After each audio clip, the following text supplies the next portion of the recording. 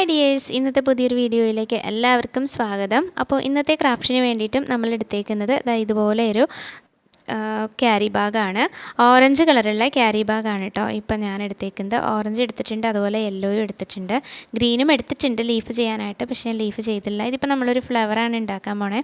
ഇങ്ങനെ സിഗ്സാഗ് മോഡലിലൊന്ന് നമ്മളൊന്ന് മടക്കി കൊടുത്തതിന് ശേഷം ഇതുപോലെ പെറ്റലിൻ്റെ ഷേപ്പ് ഒന്ന് വരച്ചു കൊടുത്തിട്ട് ഒന്ന് കട്ട് ചെയ്തെടുക്കാം കേട്ടോ. കട്ട് ചെയ്തെടുക്കുമ്പോൾ ഇതിൻ്റെ അടിഭാഗം ഇച്ചിരി പരന്നിട്ട് ഇങ്ങനെ റൗണ്ടല്ല, ഇങ്ങനൊരു ലെവൽ ഷേപ്പിലാണ് കട്ട് ചെയ്തെടുക്കേണ്ടത്.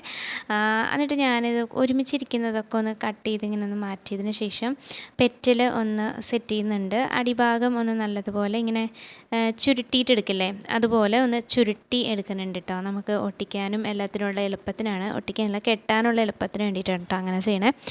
അപ്പോൾ ഇതാ എല്ലാം അങ്ങനെ ഒരു 5-6 എണ്ണം ഞാനിപ്പോൾ അങ്ങനെ ചെയ്തെടുക്കുന്നുണ്ട്. ഇനിയിപ്പോൾ നമ്മൾ ഈർക്കിലെടുത്തിട്ടുണ്ട്. ഈർക്കിലേക്ക് നമ്മൾ കോട്ടൺ വെച്ചു. കോട്ടൻ്റെ മേലേക്ക് നമ്മൾ വയ്ക്കുന്നത് നമ്മുടെ മുമ്പ് എടുത്തിട്ടുണ്ടായിരുന്ന ആ ഒരു യെല്ലോ കളർ ക്യാരി ബാഗാണ്. അതിൻ്റെ ഒരു പീസാണ് കേട്ടോ കട്ട് ചെയ്തെടുക്കണേ. എന്നിട്ട് അത് നല്ലപോലെ ഒന്ന് കെട്ടി വെച്ചിട്ട് സെക്യൂർ ചെയ്യണം. ഈ പ്ലാസ്റ്റിക്കിൻ്റെ കവറായതുകൊണ്ട് തന്നെ ഒട്ടിച്ചാലൊന്നും അങ്ങനെ നിൽക്കില്ലല്ലോ. അപ്പോൾ അതുകൊണ്ട് ഇനിയിപ്പോൾ പെറ്റിൽ ഓരോന്നോരോന്നായിട്ട് 5 പെറ്റിൽ നമ്മളിങ്ങനെ അറേഞ്ച് ചെയ്ത് കൊടുക്കുവാണ്. അപ്പം വീഡിയോ കണ്ടുകൊണ്ടിരിക്കുമ്പോഴത്തേനും നിങ്ങൾക്ക് വീഡിയോ ഇഷ്ടപ്പെടുവാണെങ്കിൽ ലൈക്ക് ചെയ്യുക, പിന്നെ അഭിപ്രായങ്ങളും നിർദ്ദേശങ്ങളൊക്കെ പറയാം കേട്ടോ. പിന്നെ ഇഷ്ടപ്പെടുവാണെങ്കിൽ ചാനലൊന്ന് കയറി നോക്കിയിട്ട് ഇഷ്ടപ്പെടുകയാണെങ്കിൽ സബ്സ്ക്രൈബ് ചെയ്തും കൂടി സപ്പോർട്ട് ചെയ്യുക. പിന്നെ കമൻറ്റ് പറയണം കേട്ടോ. നമ്മുടെ വീഡിയോസൊക്കെ മറ്റുള്ളവരിലേക്ക് എത്തണമെന്നുണ്ടെങ്കിൽ നിങ്ങളുടെ അഭിപ്രായങ്ങളൊക്കെ ഒന്ന് കമൻറ്റ് ചെയ്ത് പറയാം കേട്ടോ. അപ്പോൾ ഇങ്ങനെ നമ്മളൊന്ന് കെട്ടി നല്ലപോലെ ഒന്ന് സെക്യൂറാക്കി എടുക്കുന്നുണ്ട് കേട്ടോ. നമുക്കിപ്പം 3 ഇതൾ വേണമെങ്കിൽ വയ്ക്കാം, 4 പെറ്റിൽ വയ്ക്കാം, 5 പെറ്റിൽ, അങ്ങനെ നമുക്ക് ഇഷ്ടമുള്ള അത്രയും പെറ്റിൽ വയ്ക്കാം കേട്ടോ. വേണമെന്നുണ്ടെങ്കിൽ അതിൻ്റെ അടിയിലും നമുക്ക് സെറ്റ് ചെയ്ത് കൊടുക്കാവുന്നതാണ്. ഞാനിപ്പം ഇവിടെ 5 പെറ്റിലാണ് റെഡിയാക്കി എടുക്കുന്നത്. അപ്പോൾ നല്ലപോലെ ടൈറ്റായിട്ട് കെട്ടിയതിന് ശേഷം നമ്മൾ ഗ്രീൻ ടേപ്പ് ചുറ്റി കൊടുക്കുക കേട്ടോ ചെയ്യുന്നത്. അങ്ങനെ നല്ലപോലെ കെട്ടിയെടുക്കുന്നുണ്ട്. അങ്ങനെ കെട്ടി റെഡിയാക്കി ഇനിയിപ്പോൾ നമുക്ക് വേണ്ടത് ഇതിൽ ഗ്രീൻ ടേപ്പ് ചുറ്റണം. ഗ്രീൻ ടേപ്പ് നമ്മൾ ചുറ്റിയെടുക്കുന്നുണ്ട് കേട്ടോ. നല്ല രീതിക്ക് തന്നെ നല്ല ടൈറ്റായിട്ട് തന്നെ ഗ്രീൻ ടേപ്പ് ചുറ്റിയെടുക്കുന്നത്. ഇതാണ് നമ്മുടെ ഫ്ലവർ ഇപ്പം റെഡി ആയേക്കുന്നത്.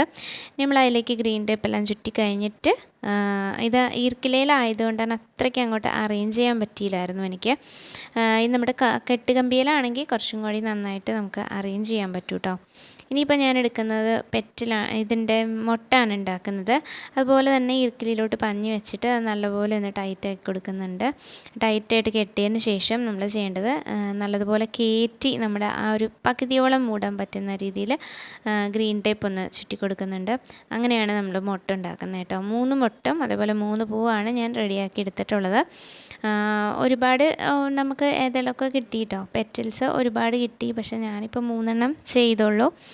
അപ്പോൾ ഇതുപോലെ നമ്മളത് റെഡിയാക്കി എടുക്കുന്നുണ്ട്. പക്ഷെ ഞാനത് കെട്ടാൻ നോക്കിയിട്ട് പറ്റിയില്ല, നമ്മുടെ ഈർക്കിലായത് കൊണ്ട് അങ്ങനെ വളയില്ലല്ലോ. അതുകൊണ്ട് കെട്ടുകമ്പി ആയിരുന്നേ നല്ലതായിരുന്നു. അപ്പോൾ ഇതുപോലെയാണ് ഞാനൊന്ന് അറേഞ്ച് ചെയ്ത് വെച്ച് കൊടുക്കുന്നത് കേട്ടോ. നല്ല അടിപൊളിയാണ് കേട്ടോ, നല്ല രസമാണ് കാണാൻ വേണ്ടിയിട്ട്. അപ്പോൾ വീഡിയോ ഇഷ്ടപ്പെട്ടു എന്ന് വിചാരിക്കണോ. ഇഷ്ടപ്പെടുവാണെങ്കിൽ ലൈക്ക് ചെയ്യാം കേട്ടോ. പിന്നെ നിങ്ങളുടെ അഭിപ്രായങ്ങൾ നിർദ്ദേശങ്ങൾ ഒക്കെ ഒന്ന് പറയുക. പിന്നെ ഒരു വീഡിയോ ആയിട്ട് കാണാം. ബൈ.